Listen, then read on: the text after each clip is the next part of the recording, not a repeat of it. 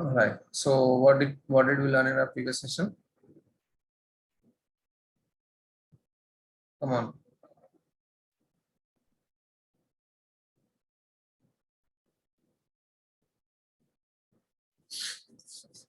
We learned about the mouse operations, right?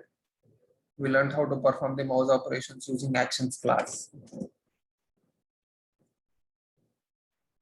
All the different kinds of operations like hover over, scroll to, right click, double click, all those kind of operations we have learned about the mouse operations. And we also had the introduction and the setup of SQLX IDE. We used SQLX IDE for trying one of the script automation.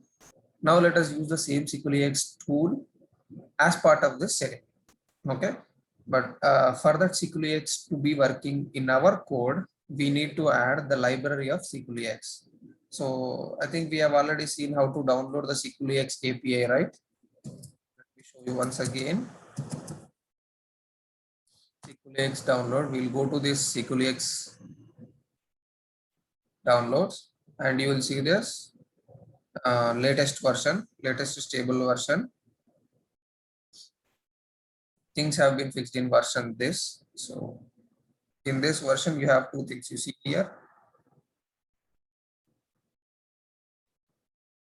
SQLX IDE for all systems and Jython interpreter. Here is that API. Yeah, here SQLX API. You see. So if you want to use the IDE, you download this. What did we did yesterday something, right? Using the IDE.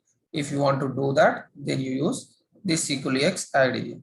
But now I don't want the IDE. I just want to use the methods of this IDE, or I just want to use this tool, but not the UI, right? If you want like that, then you have SQLX API. Go to the SQLX API, all systems or Windows, and then just download it. Once you download it, an API jar will be present, which I already have it. Files used.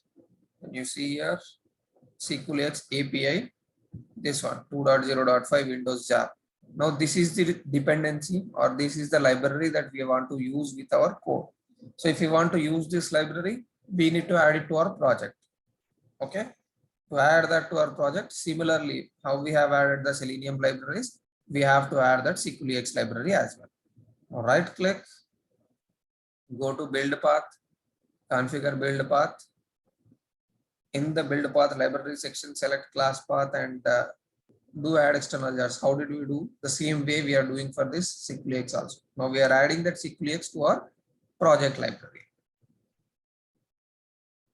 SQLX API. That's all. Now I added SQLX API. Apply. That's all. Now SQLX API is linked to our project.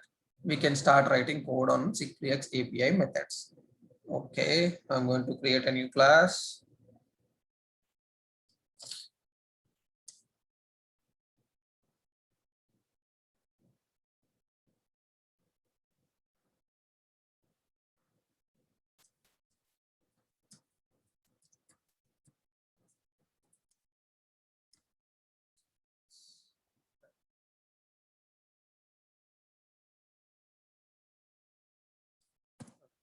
So first things first, we need to open the browser and all those things, right? So the common things are common.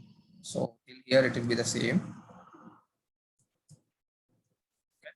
Now we are on the Orange HRM side. For example,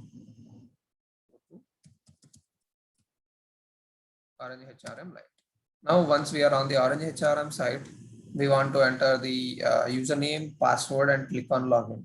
So this also we can do it using SQLX API, image recognition. Okay, so we already have the screenshots. Just let me show you SQLX images. You see here. So yes, I already took the screenshots of those things and kept ready. This is the password, username. Okay, so we have both the username, password, and then also the login button. Okay, I can use these images to log into this portal. Okay, to do that, first we have to call the class called screen. You see from where is this coming? Screen from org.seculi.script. You see it? So we have to use this screen class from Seculi. I create an object for screen class.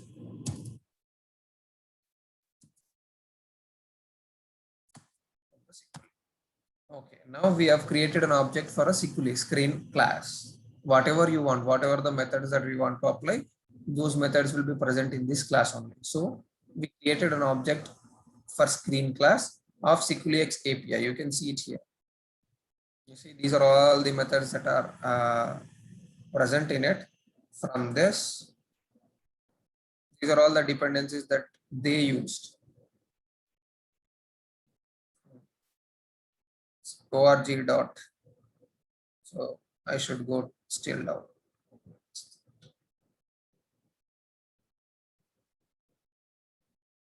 These many libraries they have used. You see, here it is. Script, and then inside this script you will see all this. How do we do all these things? What is button, constants, and all these things, and you have a screen class. So we are creating an object for this class to work with the file upload. Okay, now we have created an object ser dot. First thing is we have to type the username. Type, this is the username. Sorry, we have to take the two parameters one, because we have to tell it where is the it should enter the text, right? So this one, pfrml target and string text. pfrml is going to take a string type of value, and the second one is also a string. Okay, so we are going to take this method where I am going to give the path of the username text box, and then I'm going to enter. Okay, and then similarly for password, same screen dot type. I'm going to enter admin 123. Then ser dot click login button. Right, going to give login button path. That's all. These are the three. Okay, click is going to throw an exception, so let us. Yeah, so these are the three. Now I have to add paths to these three things: username, password, and login. Here are the files. Here, username. Just use shift.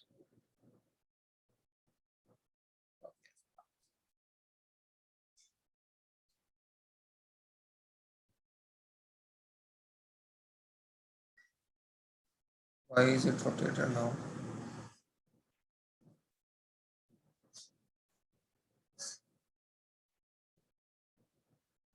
I clicked something and then it rotated.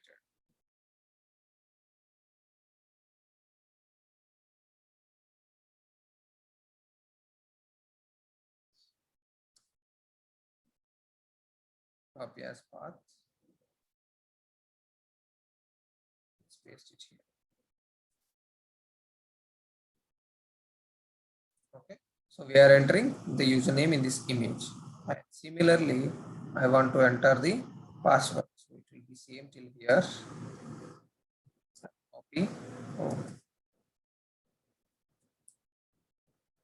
Copy till here. Now I will add the name of the password box. This is the password box name. How do you download that image, password, and use them separately? These things I took the screenshots. Screenshot. Okay.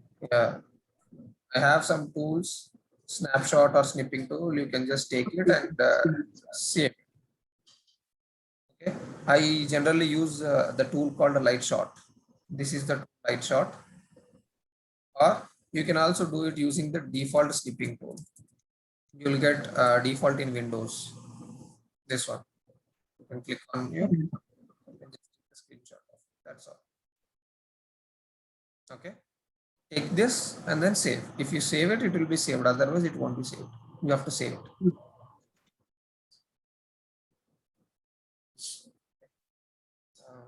Now I have to click on login button. So where is the login button? Here it is.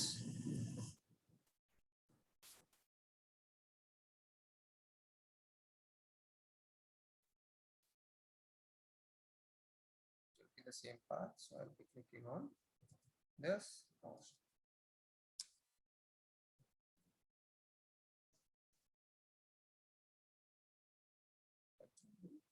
Login button. That's all. Now that we have clicked on the login button, now we have to move to PIM, add employee, right? PIM and then add employee. So for that, I'm going to mix the WebDriver script. This is SQL script, right? Now I want to mix the WebDriver script. Driver dot find element py dot. We know this already. Link text PIM dot and then driver dot find element py dot. What did we use for add employee? Partial link text. Partial link text. Add emp dot click. After this, we have to click on upload button of this, right? See, I'm taking this admin. I'll check the password. I'll click on login. Till this, I'm using SQL operations. Then later, I'm using the WebDriver operations to click on this PIM and then add employee. Okay. Just to show that we can do a mix of SQL and WebDriver script. Okay. Now we are on the add employee page. Once we are on the add employee page, we have to click on this choose file. Right. To upload a file, we have to choose this file. And we have also, if you want to upload, let's see the upload. I don't want to create any user or okay, even let's create the user. So we have to enter the first name and last name. Where did we enter it? In our previous classes.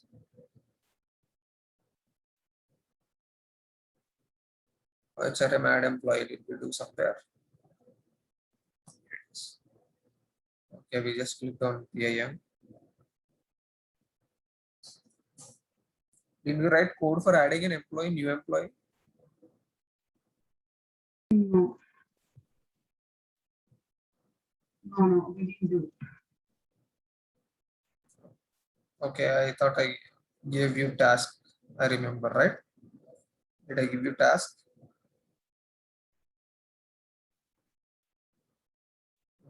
This is stopped out. No, we did it. See, adding employee, enter first name, last name, and click on save. These are the first name and last name, right? We did it already in one of the class. So I use that same code, that entering the first name, last name, but before clicking on save, I have to click on this choose file button. So let us find out this choose file button. Okay. The ID of this button is photo file.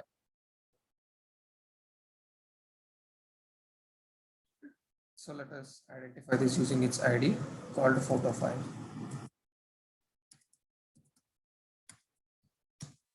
Find my dot ID photo file dot click. Once we clicked on this photo file, then the SQL starts again. Once you click on this choose file, you have to wait for this window, and then we have to enter the text here, or we have to give the path of the file here. See, by default it is on the downloads, but I want to go to for example, I want to go to this path, for example, or I want to select um, this file, this test file upload, which is a sum of the image. I want to upload this image. So if I want to upload this image, I can go to this path directly. Let me show you. Copy. I copied the path. Now here, where is it? Actually, it is in the downloads. But where is my image? It is in this files used folder. Okay. So to go to that folder, what I'm going to do is I'm going to give the complete path. Okay. If I give this complete path, it will go to this particular path and select this file. See, that is uploaded now. Okay. So that is what I'm going to do on this. Once I click on choose file, on this file name text box, I'm going to give the complete path of the file and then click on the open button. Okay. And why should we give the complete path? Why can't we navigate to the folders? Because we will never know on what systems how many folders will be present, right? Because people run the same script in multiple different systems. You cannot give a specific path for everyone. Some people might use C drive, some people might use D drive, some people might use E drive. So we will never know where did the framework is, or where are the images that needs to be uploaded. So that is the reason what we do is we use the full path for this file name. And it is also not possible or easy to navigate through all the folders using SQLite. Okay, so that is why we'll just directly give the path, folder path along with the file name, so that when you give some file name here, it will be automatically chosen. Okay. All right. So now let's do that. Here again, we have to wait for this and then enter the text here. All right. So I'm going to give some wait here, thread.sleep of 5 seconds. I'm just waiting for 5 seconds after clicking on the photo file. Right.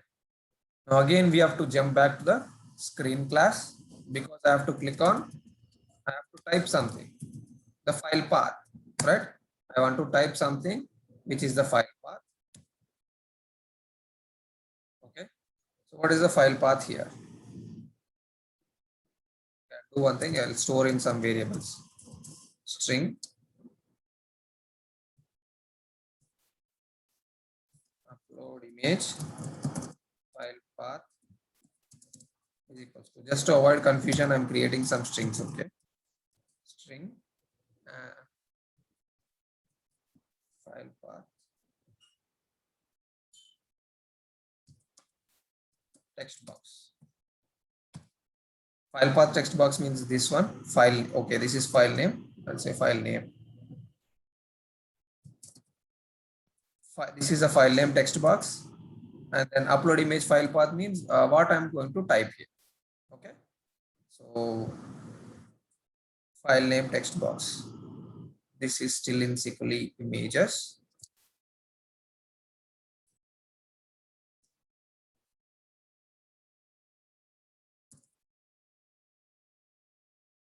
Okay, what is the file name of the SQLite images? SQLite images. Inside this, I want to click on, or I want to type the text in this field. Nikhil, what are you saying? SQLite images. SQLite. Yeah, SQLite. What is, can you spell it out, please? Sorry, what? Oh, SQLite. Okay. Okay, got it. Yesterday's session, did you attend? SQLite is used for image-based automation. Okay. We have discussed in the end, right, about SQLite. We have downloaded and we have used IDE. We took the screenshots. Yesterday, my class disconnected. Okay, so this is a image-based automation tool or image-based automation kit. This was developed by some of the MIT students as part of their project. They maintained for around 4 years, but later they left this and they handed it over to Raymond, who is the only one who is taking care of this CQLX for now. So this CQLX is considered as God's image or God's eye, because it can automate whatever it sees on the screen. Okay, that is a brief overview of the CQLX. This is a separate tool or separate library developed by different people, but now it is being maintained by Raymond. That is why we call it as Raymond CQLX. Okay. So yesterday we have seen how to use the IDE in that. Now we are seeing how to use the APIs. Okay, we are using the code. All right. Now I want to type the file path of into this. So where is my upload image file path? I want to upload text file, upload this path, or I can upload this logo.png. I can upload this orange HRM logo, or what are these files? Okay, we took the screenshots, right? So those screenshots will be saved here. So I can upload this sample Google logo also. This one. Let us upload this Google logo. Okay. I'll take the path of this. Yep. So I am giving this path for the upload.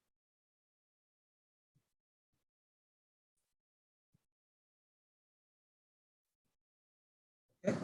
So I want to upload that file, Google logo, sample Google logo. Now, where I want to enter?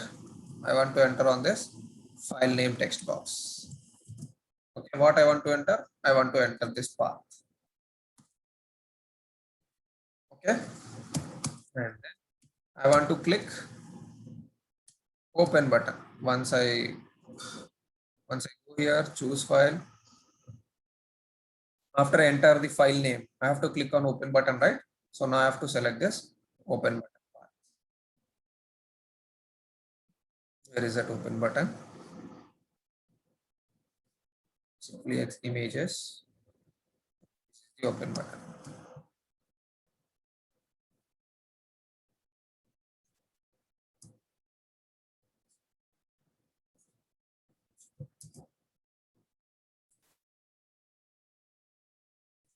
That's all.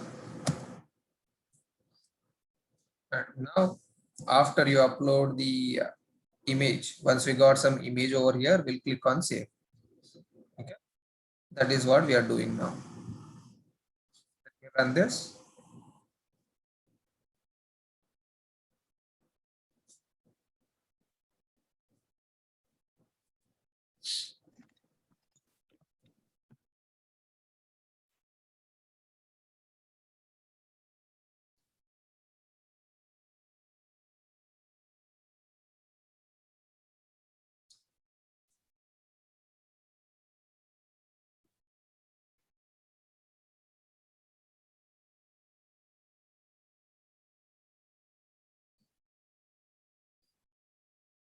You see, it entered the username, password, and clicked on login. Now it will go to PIM, add employee, name, last name entered.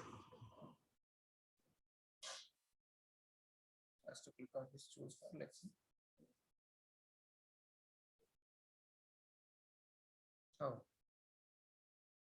Oh, what is this invalid argument and where is that? On line 25. Driver dot find element, and then we are clicking on it.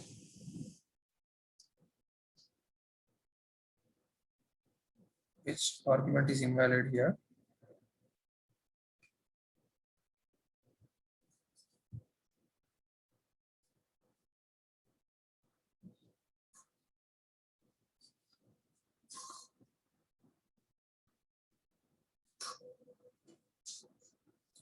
Okay, might be this photo file object is not clickable. Let's see.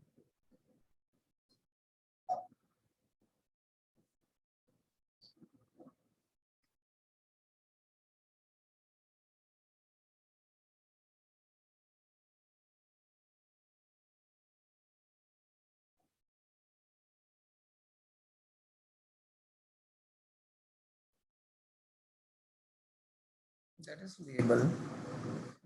Okay, this is the input box. This is the text.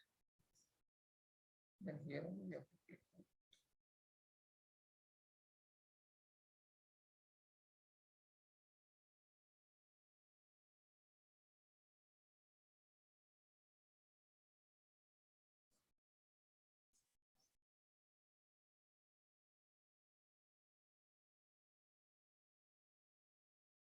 It is opening this. If I click on it.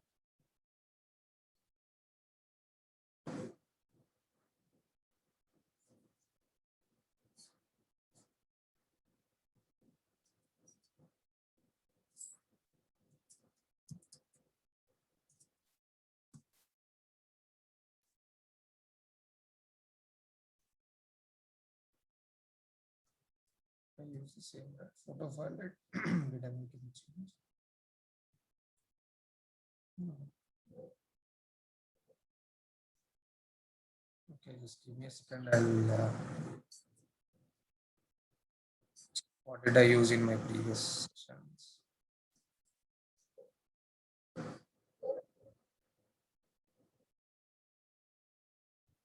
Okay, might be that is not working. So I used this XPath as the element to click on that photo file. So use the same XPath.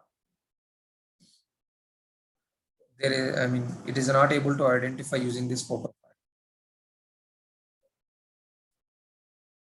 Okay.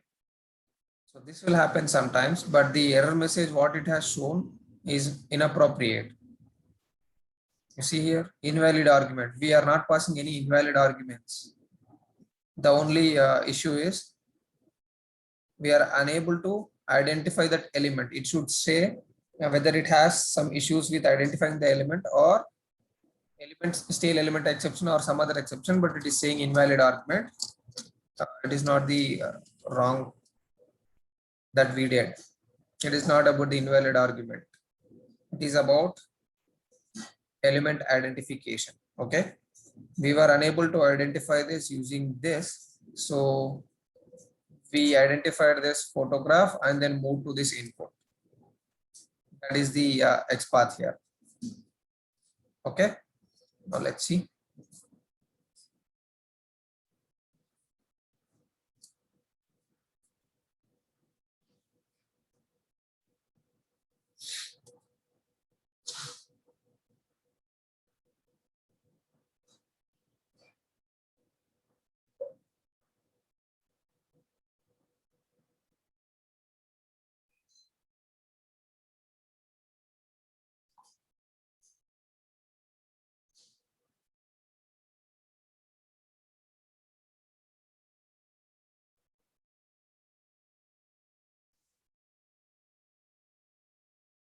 Okay, now you see it is entering the complete path, how the user enters. It entered this sample Selenium, sorry, sample Google logo, and it clicked on save. Now that logo will be uploaded here as part of the image. I think it takes a little time. Sometimes it comes directly, sometimes it takes a little while. Okay. You see, now it has completed the path. It username, password, and clicked on login button, and then it typed this path, complete path, sample Google logo. Okay, understood?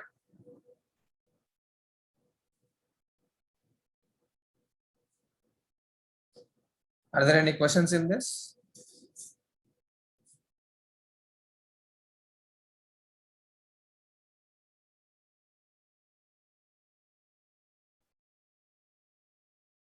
That image is not being displayed. Might be some issue with this orange HRM port. But generally, it should give that image also here. All right. If that is not coming, then let's change the image and try once more. Now, yes, let us try this JPG file. Might be the format because the Google logo is PNG format. Might be that is the reason it is not being displayed. So let us use some JPG file.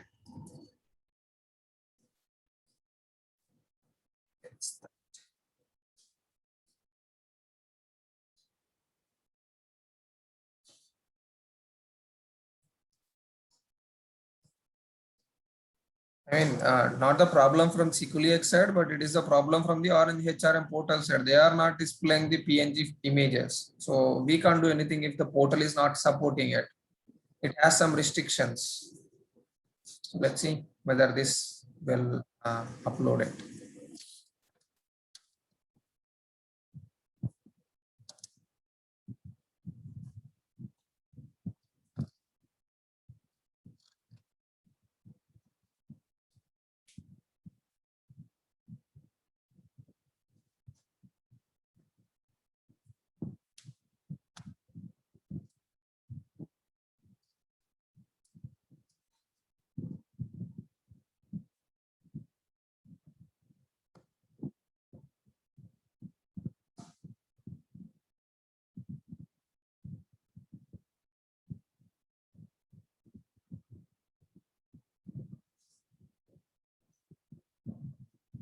Okay, now it clicked on save.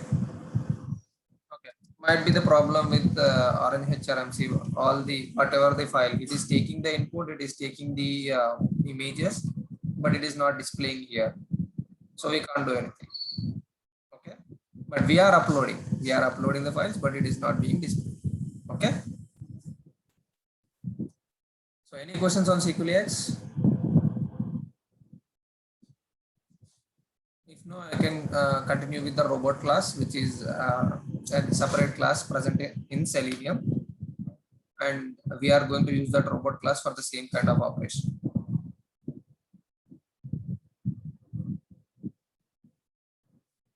Any questions on SQL?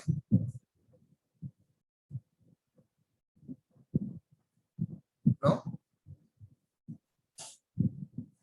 Fine. So now this is using SQLX, that means image based recognition technique. And similarly, we have another class which is not SQLX, but that is robot class, which is part of Selenium. Okay. So see, okay, we have here now when we are on this add employee and then we are clicking on this choose file. So if we have the file path, you can see by default the cursor control is on file name. Whenever I type something, that is typing in the file name box only, it is not entering anywhere.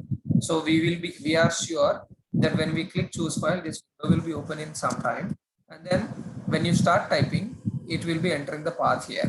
So I will type the complete path here. For example, I will type the path here. Okay, how? Because I already copied the path, I am pasting Control C and Control V. After pasting the path, I am clicking on enter because the open button is by default selected. So if I press enter, the open button, you see, the file is selected. So I'm giving some robotical instructions to my code using robot class to enter this particular text and click on the open button. Okay. Now let's see that. C14 is done, C15.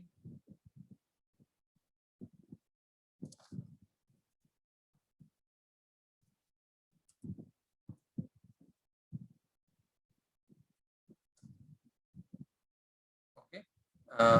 Let us take the common code first.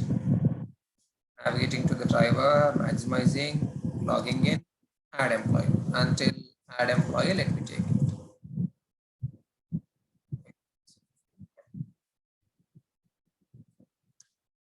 Okay.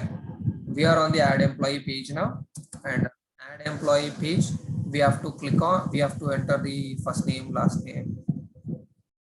Okay. Here, first name, last name, and then click on the photograph. Until here, it will be the same. There will be no change. Right. We are clicking on PIM, we are clicking on add employee, and then we are entering the first name, last name, and then clicking on the photograph. Okay. Later we'll click on save. So that's okay. Save button, I also copied.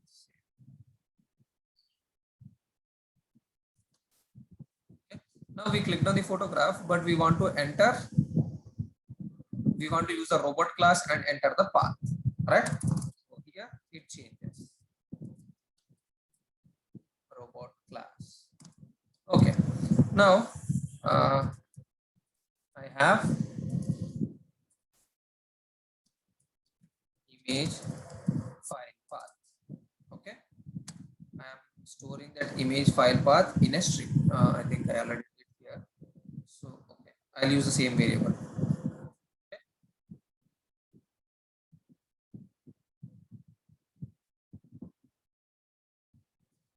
So now I want to paste this string because this is the path where my image is, right? You're following my session, right? Or having any issues? Not, I haven't done anything new till here. This is all the old code only. I just copy pasted it here. Now I'm starting to use robot class. You're able to follow it, right? Or you are seeing something that is being randomly typed.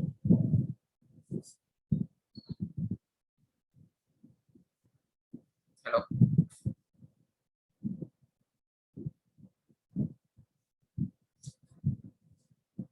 Fine. So this is the upload image part. Now I want to paste this on the window. When I click on this, I'll get a window and I want to paste it here because robot class doesn't have a type method and robot class won't be able to identify this file name text box. This doesn't have any HTML properties and we are not using image based recognition. So we are not going to use this file name. We are just going to type it because we know when we click on choose file, by default the cursor will be on the file name.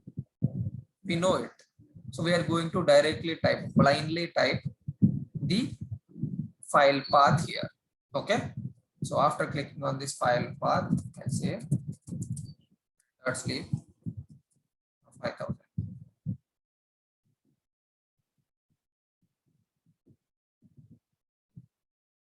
I'm just waiting for 5 seconds and then, but to paste this path over there, I cannot type it. I have to paste this complete path over there. To paste that, I have to access the clipboard of my system. That is nothing but whenever we do Control C, it is copying the text. Where is it copying? It is copying in some temporary location, right? Now I have to access the temporary location and then store this text inside it, and then later I have to use the paste it. I have to paste it. Okay. So to do that, what I'm going to do is system dot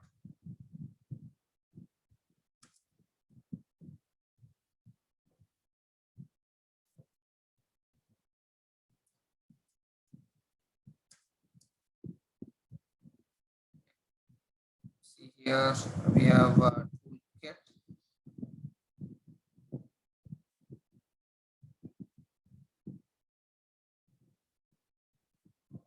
Toolkit dot get default toolkit. Okay.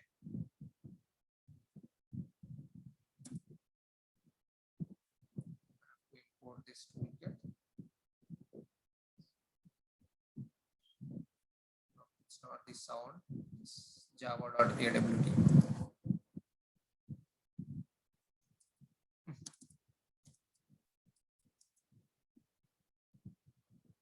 This one toolkit java.awt toolkit dot get default toolkit. Okay. Dot. From this, I want to get the clipboard. Get system clipboard. Okay. This system clipboard is going to return me a clipboard object. So I'm going to store inside a clipboard.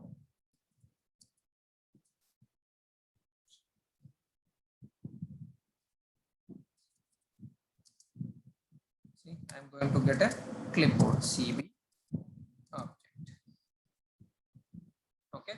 Now I got the clipboard. That means where my when I do something like this, when I do Control C, this text is being stored in a temporary location. Then only I can paste it in another location, right? So that temporary location is your system. Inside the default toolkit, you have a clipboard. Inside that clipboard, this path, whatever we are copying, will be saved there. And whenever you press Control V, from this clipboard, it will be pasted. Okay? All right. Now, to set contents into this clipboard, I have to store some, I have to set this path inside this clipboard, right? So that is why on the CB object dot I have to set contents into it, so I'm using set contents. But what I want to set, I want to set this string. So for that, I have to use new string selection class. I have to select that string and I have to select that string. Okay, it automatically generated the code when I press the control space. I will use a string selection class and I'll pass the text which I want to paste there. Okay, so that means now what are we doing here? Using these two lines, we are copying the image file path. Now this text is present inside the clipboard. Now we'll start using the robot actions. Create an object for robot java.awt rbt is equals to new.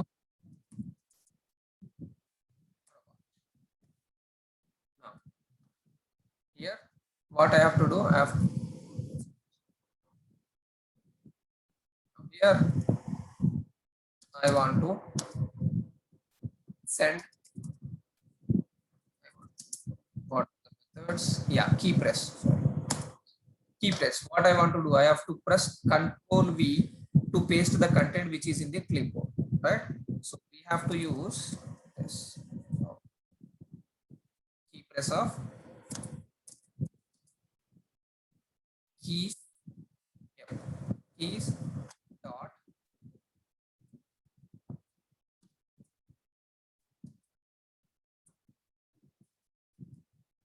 control.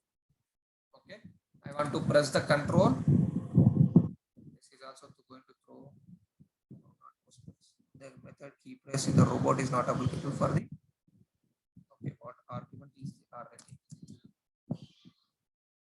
int key code.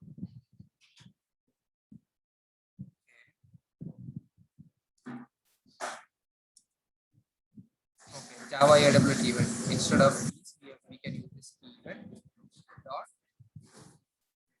virtual key control. We are pressing this control and then again robot dot key press of V, control V to paste the events. We have to use control V.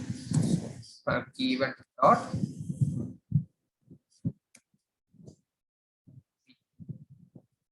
underscore virtual key V. Okay, control V. Now until you release these keys, it will be considering it as it is continuously pressing control and V keyword. Control V. Now I have to release my fingers from the control and V. So what I'm going to do is I'm going to take the same here, but instead of key press, I'm going to say key release. So slowly I pasted it and then I'm releasing the keys control and V. On robot class, you have to tell it clearly all the instructions. You have to press on this and then you have to release it. Otherwise, it won't release it. Okay, and then now I have to enter on the key press. I have to enter. Click on enter button. Key event dot virtual key dot enter. Okay, and then I have to release the key, same key. If I press something, I should not continuously press it. Once I press, I should release the key, right? I should remove my finger from it. So that is this. That's all. I gave this complete path of it, and then I'm clicking on the save button so that this will be done. So let me run it.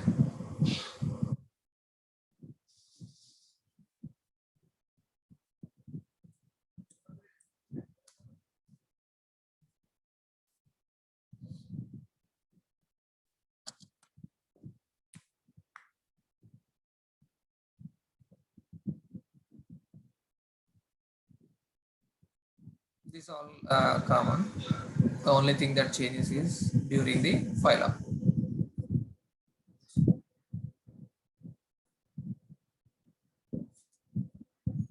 Okay, see it started typed and it clicked on open.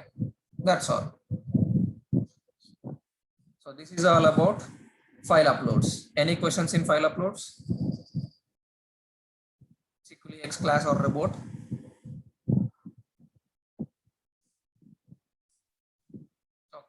So we are done with this SQLX robot.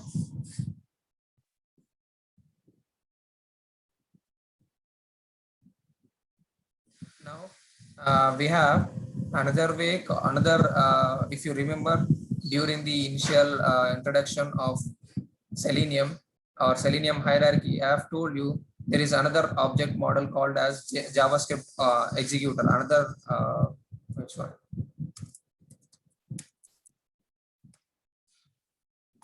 Okay. So when I am showing these images, I explained you that along with the Selenium WebDriver, we are also having a parallel interface called as JavaScript executor. Now that we are done with this WebDriver concept, we have completed everything. Now let us see what is JavaScript executor. Okay. So if you want to run something using JavaScript, you are unable to identify, or you are sometimes your script is not working, or sometimes some methods which are not in WebDriver you want to do, then you will go with JavaScript executor. So JavaScript executor is another interface provided by Selenium WebDriver, which takes JavaScript as your input and then performs the actions on the application. So this JavaScript executor does not perform the operations as an end user. It performs, or it completes that action from the backend. Okay, it induces the JavaScript on the web application and then performs the actions. Okay, so if you want to learn more about JavaScript, you can go to this JavaScript W3 schools. You can just type this. So JavaScript tutorials, you'll see all the JavaScript, whatever we can write, you'll see it here. Okay, all the JavaScript related information. How do you identify elements? How do you set text into the elements?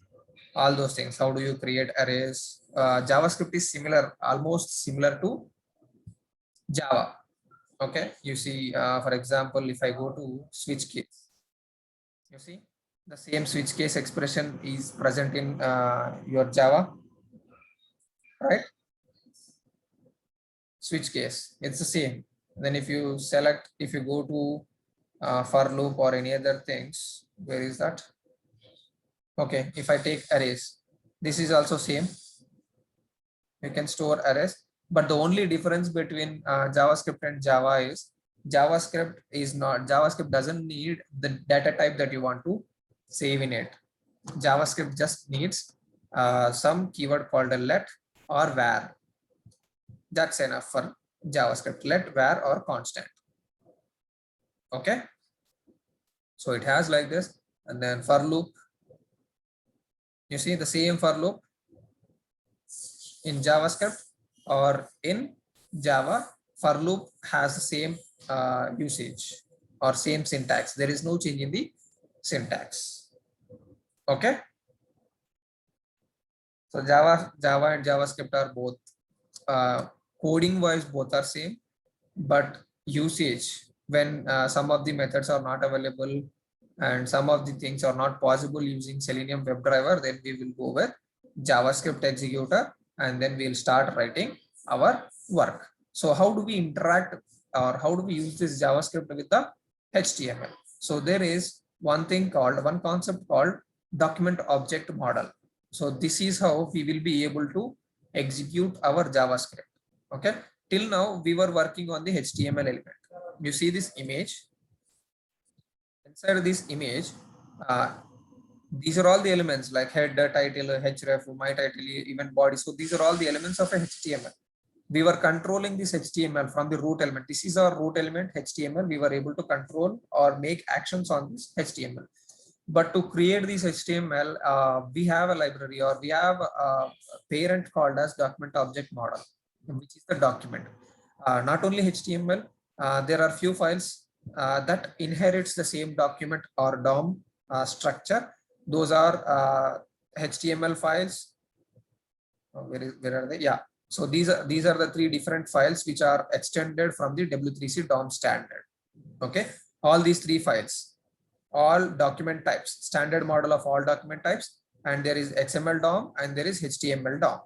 So when you get HTML DOM, the HTML documents are inherited from this. When you say XML DOM, XML documents are inherited from this XML DOM, and core DOM is generic DOM from which all these XML DOM and HTML DOM are inherited. So everything will be inside the DOM only. Now, earlier we were able to access till root element. Now we are directly accessing via document object model. This is from the document. Okay. Now, what we can do, or why do we need this JavaScript? What we can achieve with this JavaScript? So with the JavaScript object, you can perform all these operations. Like you can change the HTML elements. That means, okay, I remember something. Swagger UI. Sorry. Swagger. Not this one. We saw some.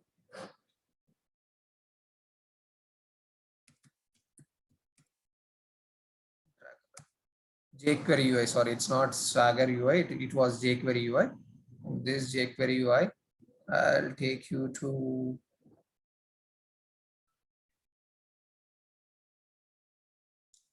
there is something here.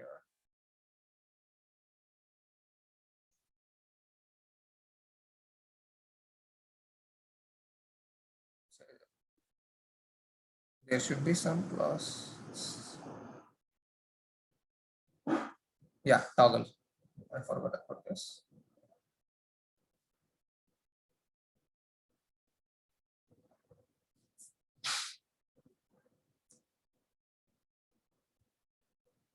You see, when I say this run effect, I'm able to perform the operation on the same, not toggle.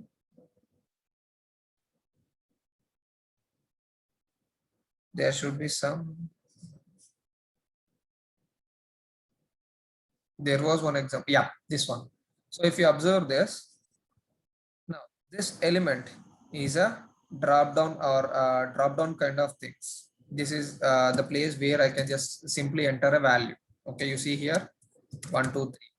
Now, if I say this toggle widget, this input box will be changed to a drop down. You see here, this is changed to input box, and if I say it is going to change it to this box. Okay, now I can also, by click on this button, I can also disable it.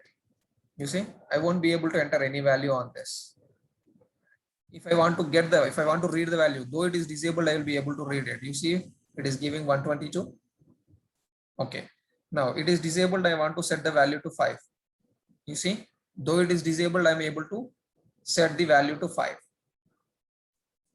Okay, now toggle widget, you see, I'm able to change the element from normal text box to some other element which is having this up arrow and down arrow, and with a click, just a click, I'm able to enable or disable it, and with just a click I'm able to read the value from it, and with just a click I'm able to set a value inside it. You see, right? So how is this happening? How is this happening? I'm changing the style of this element from this text box to this box, and I'm able to enable or disable. That means I'm make it editable and non-editable within just a click, and I'm able to read a value or I'm able to set a value. So this is all happening. This is all happening because of the JavaScript which we write for this. Okay, whenever you click on this button, that will trigger the JavaScript event. Okay, so that JavaScript is performing these operations. So similarly, now we are going to write our own JavaScript so that we can perform the operations on the application, web application. Okay, understood? So using DOM plus GSE, how we have element locators on Selenium WebDriver, we have similar element locators on DOM plus GSE. We do not have all the 8 locators, but we have 4 different types of locators. These are, you can find the element using ID, you can find the element using its tag name, you can find the element using its class name, and then if you want to use its CSS styling attribute, then we use query selector all. So these are the 4 different methods which are provided by document object model. If you want to find an element on the HTML, we use these 4, any of these 4. You can identify using its ID or tag name or class name, or you can also use its styling attribute. Okay. Now here we have two things: DOM plus GSE. If you want to use a document object model plus JavaScript executor, then we use all these things. Now we have three different combinations. Okay, we have three different combinations. First one is we can find the element in the driver, but to perform the operation, we can use JavaScript executor. Okay, or we can find the element using document object model, that is nothing but the DOM structure, and then we can perform the operation in JSE, JavaScript executor, using JavaScript executor. And the third one is we can find the element using the DOM structure and then return it to the WebDriver, and on the WebDriver we can apply the methods. So these are the three different ways that we can use. Okay, so this is the section where you can refer to all the JavaScript of DOM. Okay, the same here, HTML DOM, we were seeing DOM attributes. Okay, so here it will give clear. So what the name, what is the document object, okay, what are all these things. There are a lot many methods inside this. You see, these methods we are going to use wherever we need it. And then now to find the elements, to use these elements, these are all the methods. Okay, so these are all the methods which are present in JavaScript executor. We are going to use them when we need, and then we are going to perform the operations. Okay, you can learn everything from here, what we can do. Okay, all right.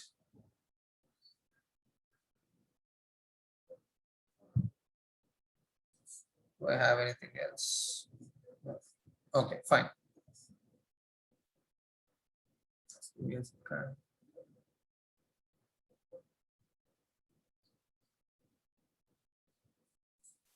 Yeah. So what we can achieve? We can achieve all these things. We can change the HTML elements. We can change the properties of a HTML element. We can change the style of an element. We can remove the existing elements, but we generally don't do it. We will not remove any element from the site. We will just hide them, but disable them, but we will not remove them.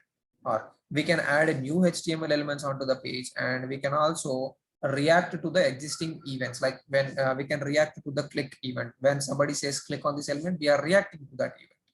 Okay, and then we can also create new events on the HTML page. And as part of Selenium, we are not going to do it. We are not going to create or remove, but we are going to access those elements and perform the operations on those elements. Okay, so this is the DOM document.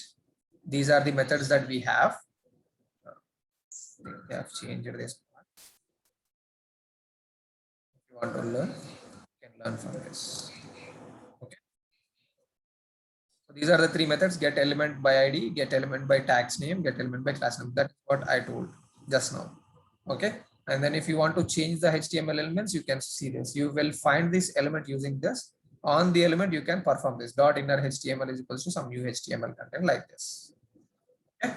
And if you want to create an element, use this create, remove child, append child, replace child. And if you want to write something, okay. So these are all the operations that we do using this. Now let's go back to our notes. Okay. DOM follows this W3C standards, and it is very powerful when we use JavaScript becomes powerful when we use the DOM structure. And then developers generally use DOM plus JSE to fetch and perform operations on the application elements. And then we have 4 different locator techniques when we use DOM structure. One is get element by ID, get element by tag name, class name, and get query selector all. These are all pretty by the name itself we can understand. We are trying to find an element using its ID. We are trying to find elements using its tag name. We are trying to find elements using its class name. And this is query selector all is used to find the elements using its CSS styling. Okay. So though WebDriver is giving all the facilities, though WebDriver is giving all the methods that we want to perform, or it has the methods for all the operations that we want to perform. But sometimes it might not be sufficient for us. We want to add a red color border around the image, but we cannot do it using the normal WebDriver. So that is where JavaScript or this JSE comes into place or comes into our help. Okay, so we use JavaScript where if the methods or by default the operations which are provided by WebDriver are not sufficient.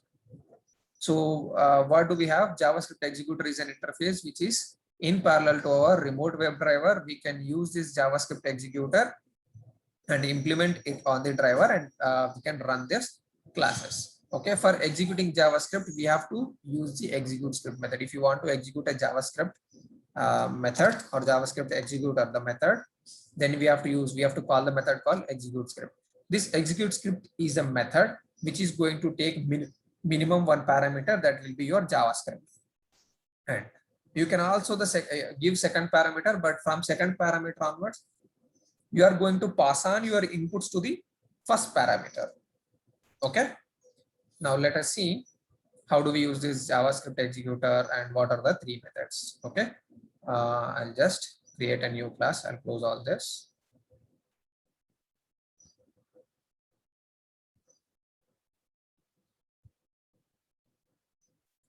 Okay. C14, C15. Now I'll create a C16.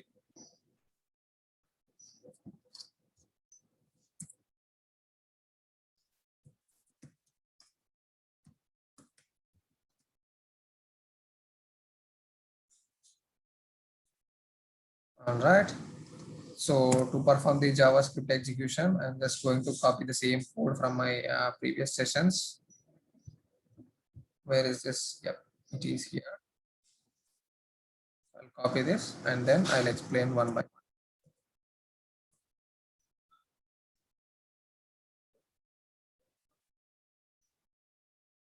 All right. So like I said, there are three different methods of working with JavaScript. So these are the three different methods which I'm going to explain you now. Okay. So this is not C1 intro to WebDriver. Ours is a different class, right?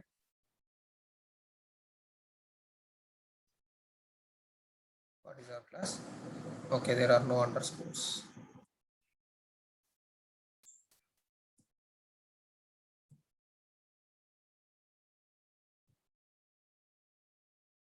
There is underscore after C.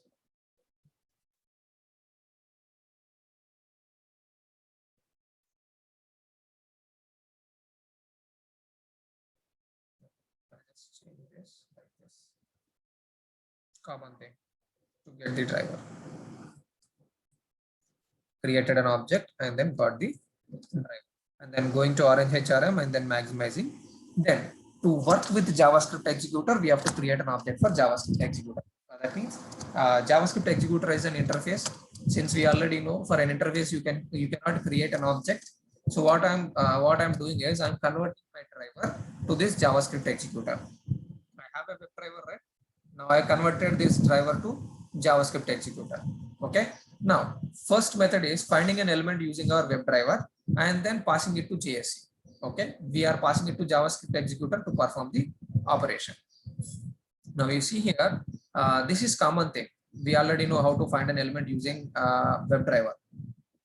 Right? Driver dot find element by dot ID and then txt username. This is the username field. I found it, but I am not entering the text. I'm not using the set keys method of WebDriver, but I want to enter the text using JavaScript executor. Okay, so to set the value inside an element, we will use this.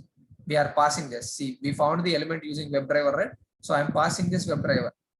Okay, this is an argument for this execute script method. So this is what do we call? This is a parameter for this method. So we are passing this element as a argument. So that is why we call it as arguments of 0 dot value. Okay, and then we are setting the text as admin. You see within the JavaScript. This is the JavaScript. Okay, and then second method is we are finding the element using JavaScript. That means I told you, right? We have 4 different methods using its ID, tag name, class name, and selectron. So we can use any of these methods and find an element. So that is what I'm doing here. Document dot get element by ID. What element? I want to find the password. But to set a value inside the password, I'm using this dot value is equals to. So here, this is going to set the value in the password element. After setting the password. I want to click on the login button, but I'm not going to do it directly. I'm going to find it using the JavaScript.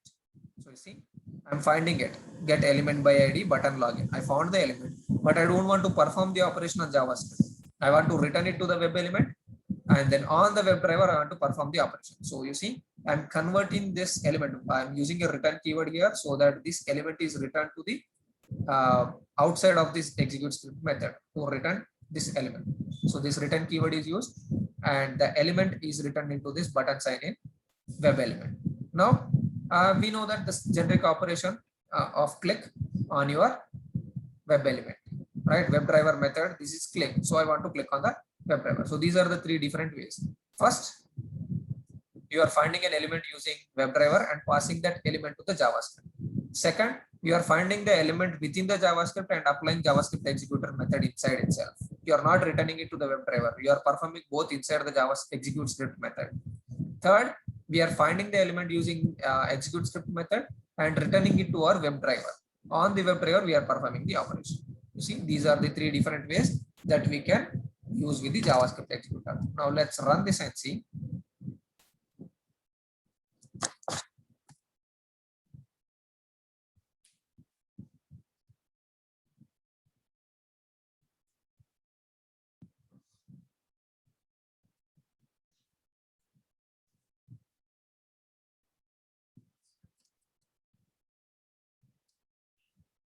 See, entered and clicked on login. That's all.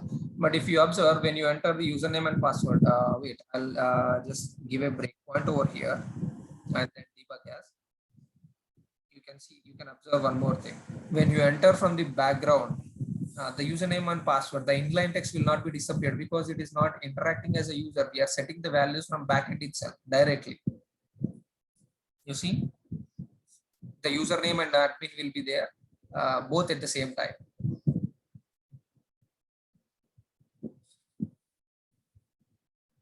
Okay, now it reached at the breakpoint. You see here, when normally when a user enters text, the internal text or the inline text username and password will be disappeared, and the username will be entered here and password will be entered here. But when we are doing it via JavaScript, is it changing the username text? You see here, the inline text username is still present here, but normally the inline text will be disappeared. Let me show you in another window. See here, this is the inline text. If I want to enter text, when I click on it, the inline text is gone. We are able to see only admin. But when we enter via JavaScript, you see, it is entering the values by default from the backend. It doesn't change. It doesn't. That is the reason JavaScript executor or JavaScript test runner, which was initially there, is removed. Okay. So JavaScript executor is removed, and then JavaScript is in. We came to use WebDriver.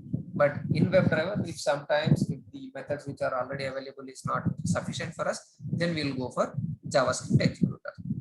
See, so the JavaScript executor can do this, but it will be doing all the activities from the backend itself. It is not going to, what do we see? It is not going to perform the actions as a user. Now, if I inspect this, you see the attribute will be added to it.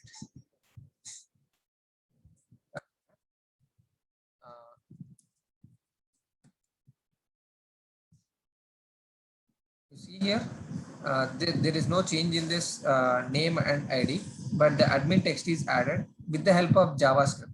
So what? How did they add that value? You see here, dot value. When you set an element using its dot value, if you want to set a value inside an element, then we use this dot value method for the username and for the password. Okay. So if you want to set a value, then we use dot value of JavaScript. Okay, so that is the difference between normal and JavaScript executor. Understood? Now you already know that we do this normally. You know that we do it normally, right? Then where comes the JavaScript executor benefit? So here I'm using this. Okay, these are the lines you see here. I want to apply some border, or I want to this is one thing where I am executing a JavaScript on multiple elements. I'm entering both username and password in a single statement. And then you see here, I am highlighting the login button. When I'm taking a screenshot, I want to know on what elements I'm performing the operation. So in those cases, I'm just changing the style of that element and adding this green color around that button. I do not have any such methods in WebDriver. So in these cases, if I have any such situations, then I'll go with JavaScript. Now see it. I'll just run this. See, there will be a green color border applied on the login page.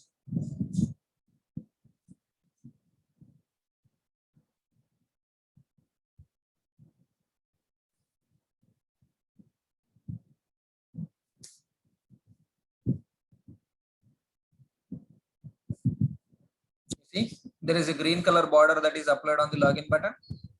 So what happens is after entering username, password, and then I'll apply a border to this, and then I can take a screenshot so that in the screenshots it will be clearly shown that what operations I did perform, because there might be n number of elements on the page. If I just take a screenshot and nobody knows where I'm performing the operation, then it will be an issue. So that is the reason we can apply these borders on the elements while we are taking the screenshot, so that the user can directly see it. Now it is in green color. If I want to change it to red color, I can change it to red. So instead of this green, say red, and I can also increase this border size. I can make it 8px. Okay. Now if I run it, you will see a red color border around the login button, and that too very fat.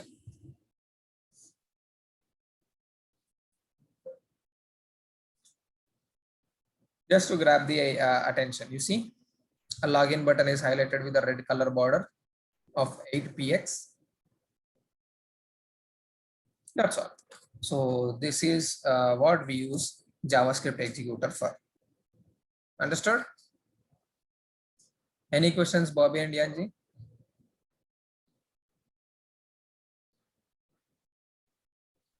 So instead of single element, we are using this one, right, for multiple elements. Instead of Instead of selecting single button, if you want to select multiple buttons, then we are using this JavaScript. not for selecting a single method or not for doing something. Sometimes in some of the applications, the method provided by WebDriver, if you want to click on an element, but the WebDriver click element will not work. Or if you want to read a value from some of the element, but the WebDriver .get attribute of value will not work. So in those cases, if something is not working with the WebDriver on some of the elements, you are unable to perform the operations, then you will use this JavaScript executor. First situation. And second situation, whenever there are situations that the WebDriver is not providing you that feature, but you want to use that feature, then you will use this JavaScript. So there are two situations where we use this JavaScript executor.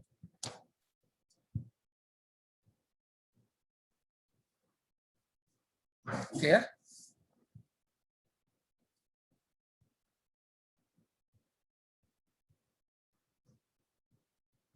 Any other questions?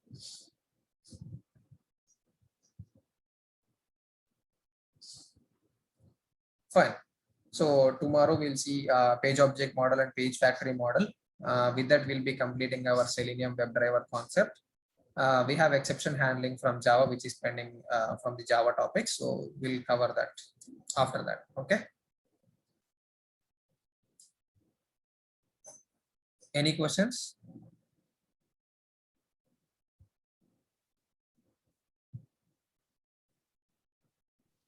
No.